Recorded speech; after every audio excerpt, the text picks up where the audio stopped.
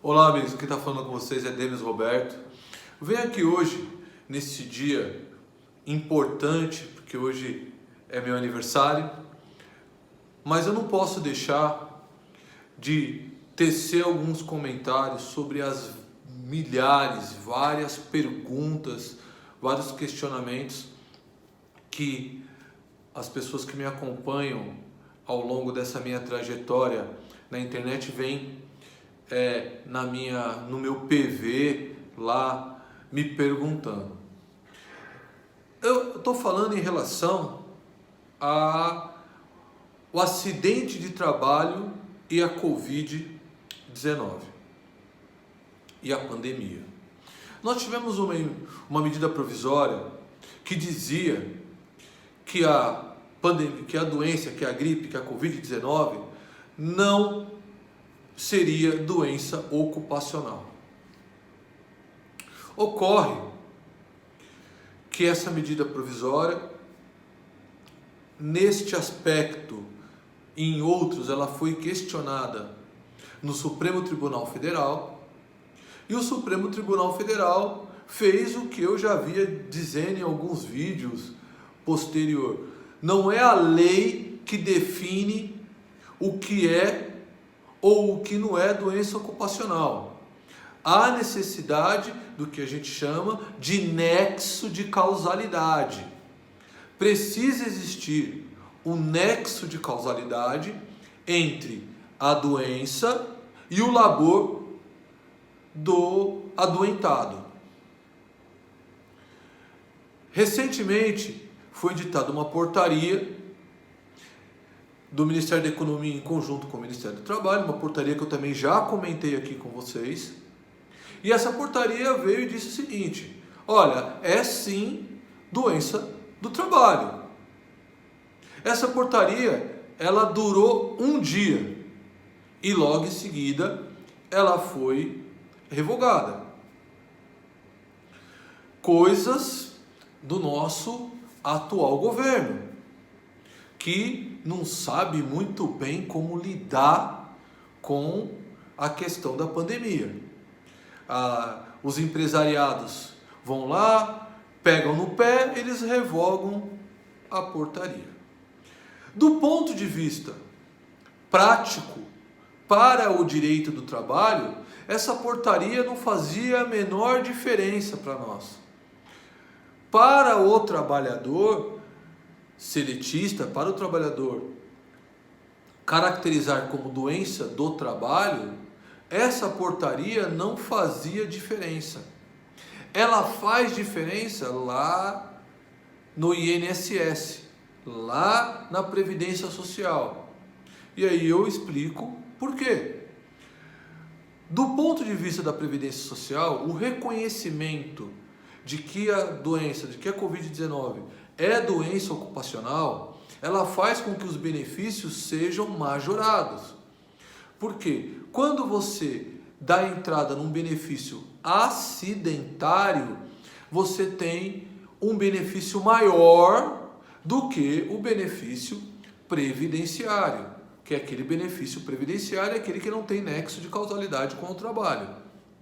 Então, para o INSS, para o órgão previdenciário, isso tem importância.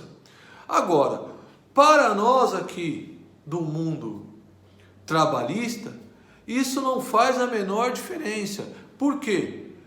Para que se comprove que a Covid, que você, trabalhador, que adquiriu a Covid, essa doença, essa gripe, ela é proveniente do trabalho, cabe ao trabalhador, nos termos do artigo 818 da CLT, fazer a prova do nexo de causalidade. Há de existir a doença e o nexo de causalidade. Se não houver a doença, se não houver a doença e não houver o nexo de causalidade, não será caracterizada como doença ocupacional. Exemplos: médicos. No caso dos médicos, enfermeiros, pessoas de atividades essenciais, que são linhas de frente, que a gente chama de linha de frente na Covid, É presumido esse nexo de causalidade. Como que um médico que adquire a Covid, que é afastado por ela, o enfermeiro que adquire a Covid, que é afastado com ela, como você não caracterizar como doença ocupacional? Aí você presume, é presumido o nexo de causalidade. E quando há essa presunção, cabe à parte contrária a contraprova de que ela tomou todos os cuidados necessários para garantir que o seu trabalhador não pegue a doença. No caso dos enfermeiros e dos médicos, é muito pouco provável que essa doença não seja reconhecida como doença ocupacional. Em outros casos, nós podemos pensar que o nexo de causalidade ficaria um pouco mais dificultado na sua prova, mas é possível. Muitas empresas que retomaram as suas atividades, elas podem também ter o nexo de causalidade presumido a partir do momento que não toma as cautelas necessárias para garantir a integridade e a saúde do seu trabalhador. Por exemplo, não fornece o álcool em gel, não orienta o uso de máscara, não troca a máscara ao longo do dia. A portaria dizia que você não precisa emitir documentos sobre isso. Eu discordo.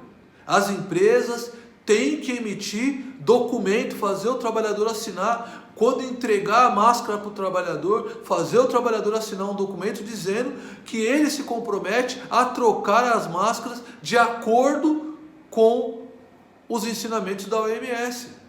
Porque isso, a hora que você carrear toda essa documentação dentro do processo judicial, vai comprovar que você tomou todas as cautelas necessárias e esse nexo de causalidade tem que ser comprovado pelo trabalhador, invertendo assim o ônus probatório. Então, o que a gente precisa entender é que em algumas funções, em alguns casos, o nexo de causalidade é presumido. Em outros, cabe ao trabalhador provar o nexo de causalidade. Porém, também cabe à empresa tomar todas as cautelas necessárias para garantir a integridade de seus trabalhadores. Não é possível você trabalhar sem que a empresa oriente que você tem que usar máscara, que você tem que usar álcool gel. A empresa deve fornecer as máscaras necessárias, já que ela retomou a atividade presencial. Então, amigos, fiquem aí atentos, porque é necessário que você saiba quais são as atividades que se presume o nexo de causalidade, mas sempre para a comprovação de que trata-se de uma doença ocupacional, há necessidade do fato e do nexo causal. Ou seja, fato mais a subsunção do nexo de causalidade.